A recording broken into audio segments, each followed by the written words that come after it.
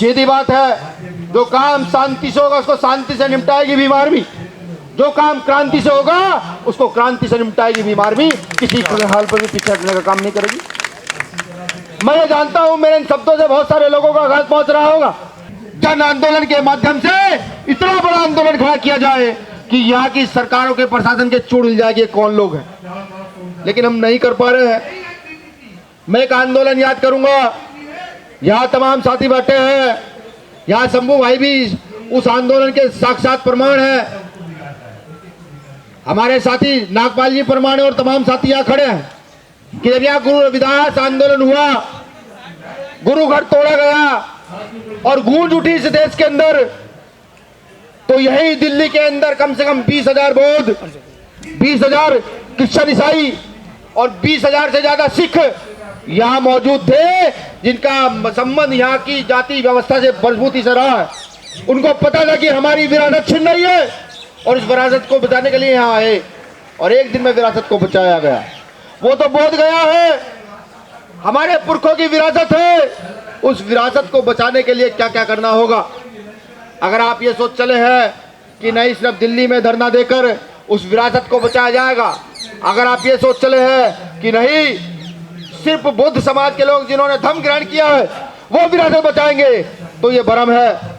पिछले 4 महीने 3 महीने से मैं लगातार गया के कलेक्टर को बात करके ये मेरी टीम कह रही है कि भीम आर्मी के लोगों को गया में धरना करने की इजाजत दी जाए, 3 महीने से लगातार। लेकिन जब भी मेरे अध्यक्ष वहां जाते हैं, लगातार डीएम साहब उनको कहते हैं कि तुम बौद्ध समाज के लोग हो ही नहीं। मैं बताऊं कलेक्टर महोदय को कि हमें धर्म ग्रहण किए हो ना किए, हमारे पुरखों ने धर्म ग्रहण किया हुआ है, हम बुद्धम की औलादे हैं और तुम चाहे इजाजत दो ना दो लेकिन धरना तो होगा। अगर काश डीएम साहब धरना दे दिए होते, परमिशन दे दिए होते, तो मुझे लगता नहीं कि आपको यहाँ दिल्ली में आने की जरूरत पड़ती। बिहार के गया में इतना बड़ा तांडव किया जाता कि बिहार सरकार के साथ साथ प्रदेश राज्य की देश की सरकार भी याद रखती कि इतने सारे लोग लाखों लाख कहां से निकल कर आए हैं। अभी भीम आर्मी का सेमिनार था, मेरा पूरा मन था कि सेमिनार बोध गया में कराया जाए। बोध गया का जो वो है ऑडिटोरियम, उसमें सिर्फ इलेक्ट्रीशियन का काम बाकी था। जब ये आवाज उड़ी 2 महीने पहले, जब ये शुरू हो गया कि नहीं भीम आर्मी का सेमिनार, राष्ट्रीय सेमिनार यहाँ होगा, तो उस ऑडिटोरियम में काम कराना बंद कर दिया सरकार ने कि इस पर काम नहीं कराया जाएगा अभी। और अंत समय में हमें कहा गया कि इसमें एसी नहीं है, लाइट नहीं है। हमने सोचा कैसे क्या किया जाए, क्योंकि संसाधन विहीन लोग हैं। फिर मजबूरन हमें वो सेमिनार अपना पटना लाना पड़ा। फिर भी हमारे कई हजार कार्यकर्ता जो केरल से आए, कर्नाटक से आए, जो जम्मू से आए, तमिलनाडु से आए, यूपी, महाराष्ट्र, बिहार से वो पहुंचे, वो सब लोग वहां घूमने के लिए गए। मैं सिर्फ ये कहना चाहता हूं कि क्रांति के लिए खड़े होने की आवश्यकता है। और ये भी समझ लीजिए कि अगर जीतना है तो अपना खून तो आपको देना होगा। वो खून चाहे आपको आपके बेटे के रूप में देना पड़े, चाहे आपको अपने भाई के रूप में देना पड़े, वो देना होगा। मेरे आज भी राजा वैद्यनाथ याद है कि जिसकी हत्या कर यहाँ से इस देश से बौद्धों का राज समाप्त किया गया, वो मेरे आज भी याद है। जब जब रात को कभी याद करता हूँ, वो याद आता है मंजर, तो मुझे ऐसा लगता है कि जैसे मेरे दादा परदादा के सीने में खंजर गाड़ा गया, वो याद आता है। और क्योंकि भीम आर्मी के लोग हैं, पूरा देश ये कहता है कि अग्रेसिव है। साहब अग्रेसिव से पहले पढ़े लिखे लोग हैं, सिस्टम समझते हैं, जानते हैं, फिर जाकर किसी लड़ाई में अपनी टांग को डालते हैं। जब ये आंदोलन शुरू हुआ तो चंद्रशेखर आजाद जी ने सबसे पहले जाकर के पार्लियामेंट में इस आवाज को बुलंद करने का काम किया कि वहां पर ऐसा अत्याचार हमारे लोगों के साथ हो रहा है। मैं जब वहां गया, बोध गया में, तो एक मेरी बहन ने मुझे कहा, बहन ही मैं कहूंगा, हालांकि वो चीवर धारण किए हुए थी, कि भाई यहाँ बहुत गलत गलत काम होते हैं, ऐसे ऐसे काम होते हैं जिनकी हवा भी बाहर नहीं जाती, जिनका जानकारी भी बाहर नहीं जाती है। क्या हम लोगों को इस बात को सुनकर दुख नहीं होना चाहिए? क्या हमारे अंदर तड़प पैदा नहीं होनी चाहिए? क्या हमें अपनी विरासत को छीनने के लिए मजबूती के साथ खड़ा नहीं होना चाहिए? और अगर ऐसा हम नहीं कर सकते तो मुझे लगता है कि हम सिर्फ बुद्ध का नाम लेने से बुद्धवादी हो नहीं जाते। सीधी बात है, जो काम शांति से होगा उसको शांति से निपटाएगी भीम आर्मी, जो काम क्रांति से होगा उसको क्रांति से निपटाएगी भीम आर्मी, किसी हाल पर भी पीछे हटने का काम नहीं करेगी। मैं ये जानता हूं मेरे इन शब्दों से बहुत सारे लोगों का आघात पहुंच रहा होगा, बिल्कुल पहुंच रहा होगा, क्योंकि मैं जब जगह जगह जाकर घूमा मैंने देखा कि जो बातें मैं 5वीं क्लास की किताबों में, 4थी क्लास की किताबों में पढ़ा करता था, वो तो बौद्ध राजाओं ने यहाँ कलाकृतियों के रूप में स्थापित की हुई है। जब मैं सिरपुर गया तो मैंने देखा, जब मैं औरंगाबाद गया तो मैं देखा, जब मैं वैशाली गया तो मैंने देखा कि वो सब अंकित है, लिखा हुआ है। फिर हम अपनी विरासत को लड़ने के लिए पीछे क्यों हैं? मैं साफ कहता हूं, ये आंदोलन एक दिन में नहीं जीता जा सकता, लेकिन हाँ, जिस दिन हमने मन बना लिया कि हम अपने घर का एक कतरा खून का इस आंदोलन को देंगे, अपने घर का एक बेटा या बेटी इस आंदोलन के नाम करेंगे, तो इनकी हैसियत नहीं, जो वहां पंडे पुजारी बैठे हैं, एक दिन में उखाड़ कर फेंकने का दम हम उन लोगों को रखते हैं, बिल्कुल रखते हैं। इंतजार करना, इंतजार कीजिए, या तो इस देश में बौद्धों की सत्ता स्थापित कीजिए वही सम्राट अशोक वाली, या फिर इस देश में बौद्धों के नाम से जन आंदोलन खड़ा कर दीजिए, तब जाकर के माँ बोधि माँ विहार को मुक्त कराया जा सकता है, वरना दूसरा कोई तरीका नहीं है। अभी वहां हमारी महाराष्ट्र की बहनों को पीटा गया, किस लिए? जय भीम नमो बुद्धाय कहने पे कोई एफआईआर दर्ज नहीं, किसी को कोई फर्क नहीं पड़ा। क्यों? अगर वहां इसको मानने वाले, धर्म को मानने वाले लोग जाएंगे, उनके साथ अभद्रता होगी तो कोई कहने वाला नहीं है।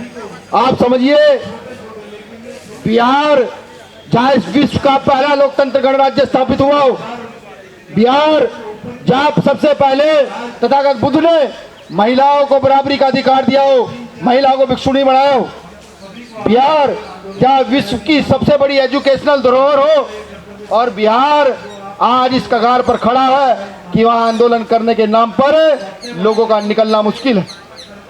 ये हमें समझना होगा।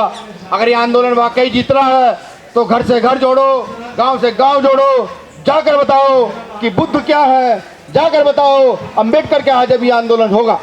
और इसमें मुझे कहने में कोई गुरेज नहीं है, क्योंकि इस देश में बुद्ध को मानने वाले 75 से 80% लोग शेड्यूल कास्ट के हैं, कि शेड्यूल कास्ट के लोगों ने डॉक्टर बाबा साहब अम्बेडकर के कहे अनुसार तो बुद्ध को अडॉप्ट किया, और 10 से 15% लोग यहाँ बैकवर्ड क्लास के हैं। जब हम जाकर बैकवर्ड क्लास के लोगों में जब तक ये नहीं बताएंगे बुद्ध का आंदोलन तुम्हारा आंदोलन है, तब तक बात बनने वाली नहीं है। जैसे मैं याद करूं, यहाँ जब मंडल कमीशन लागू हुआ तो यहाँ पर मनोवादी व्यवस्थित लोगों ने हमारे लोगों पर कमंडल यात्रा निकाली थी, ना पढ़ा तो पढ़िएगा। ये वही दौर है जब आपका युद्ध शुरू हो रहा है, आपकी मांग शुरू हो रही है, तो बिहार में हमारे लोगों को तैयार कर हमारे ऊपर लाठीचार्ज कराने का काम कर रहे हैं। ये काम वो कर रहे हैं। अगर इससे निजात पानी है, इससे निजात पाने का एक ही तरीका है कि घर घर जाकर, झोपड़ी झोपड़ी जाकर, खोपड़ी खोपड़ी जाकर के बुद्ध धम्म का प्रचार किया जाए, बताया जाए कि धम्म है क्या। जब तक ऐसा नहीं होगा, मुझे नहीं लगता कि सफलता मिल पाएगी। मैं भी आप लोगों से, जो क्योंकि आज यहाँ सीनियर साथी बहुत सारे हैं, माफी भी चाहता हूँ, क्योंकि मेरे कुछ अग्रेसिव शब्दों से आपको आघात जरूर पहुंचा होगा। आप सोच रहे होंगे कि भीम आर्मी का राष्ट्रीय क्या क्या कह रहा है, लेकिन जो मैं कह रहा हूं, जो मुझे लगता है, जो मैंने महसूस किया, जो मैंने सम्राट अशोक के बाद पढ़ा, जो मैंने सम्राट अशोक के साथ साथ और अपने बौद्ध राजाओं के विषय में पढ़ा, उनके पतन के विषय में पढ़ा, जब मैंने अपने पिछले आंदोलन के विषय में पढ़ा, जब उनके पतन के विषय में पढ़ा, दलित पैंथर DS4 के विषय में पढ़ा और उनके पतन के विषय में पढ़ा, तो मेरी समझ आ गया कि दो ही ताकत है यहाँ लड़ने की, या तो जन आंदोलन में इस आंदोलन को तब्दील कर दो, या देश में अपनी शासन सत्ता खड़ी कर दो। तीसरा कोई तरीका नहीं है, बिल्कुल नहीं है। शुक्रिया, आप सब लोगों ने मुझे सुना। माननीय भंते जी, एक मैं वादा करूंगा, मैं ये नहीं कहूंगा कि आज ही BT एक्ट को रद्द करा दिया जाएगा, लेकिन हाँ, BT एक्ट रद्द कराने में जितनी क्षमता, जितनी ताकत भीम आर्मी के पास है, उस ताकत का प्रयोग करके एक दिन BT एक्ट को रद्द जरूर कराया जाएगा। एक निवेदन मैं और करूंगा, क्योंकि मैंने पहले कहा हम संसाधन भी लोग हैं।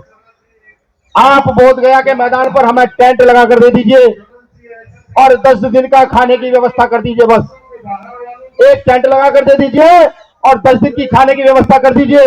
11वें दिन समाज से कैसे मांगना है वो हम जानते हैं। मैं लिख कर देता हूं, अगर वो आंदोलन वहां से 10 साल में उठ ले, जब तक तो BT एक्ट रद्द नहीं होगा, तब तक उस आंदोलन को चला कर रखा जाएगा। कि जैसे मैं भी देख रहा था, माननीय भंते जी बोल रहे थे, हमारी एक टीम यहाँ से उठती है, वहां चली जाती है। क्या लगता नहीं आपको कि हम बिखरे हुए लोग? क्या लगता नहीं आपको कि हम इस आंदोलन को सिर्फ ऊपर के मन से लड़ रहे हैं, अंदर के मन से नहीं लड़ रहे हैं। अभी यहाँ जिक्र हुआ अयोध्या मंदिर का कि सरकार ने फैसला दिया, लोग इकट्ठे हुए। ऐसा नहीं है, ये भ्रम है कि सरकार ने फैसला दिया, लोग इकट्ठे हुए। वो जानते थे कि अपनी व्यवस्था को कायम किस आधार पर किया जा सकता है। ये हम भी जानते हैं कि अपनी व्यवस्था को कायम किस आधार पर किया जा सकता है।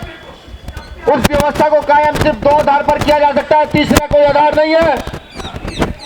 पहला आधार है डॉक्टर बाबा साहब अम्बेडकर द्वारा लिखित संविधान में निर्मित लोकतंत्र की व्यवस्था कायम करके यहाँ बौद्धों का राज स्थापित कर दिया जाए। और बौद्ध सिर्फ बोध गया नहीं, मां बोधि मंदिर नहीं, छत्तीसगढ़ का सिरपुर भी मुक्त कराया जाए, जहां आज भी हमारे हजारों बौद्ध दफन है, वो भी मुक्त कराया जाए। और दूसरा तरीका है जो इस देश की प्रथा रही है, व्यवस्था रही है,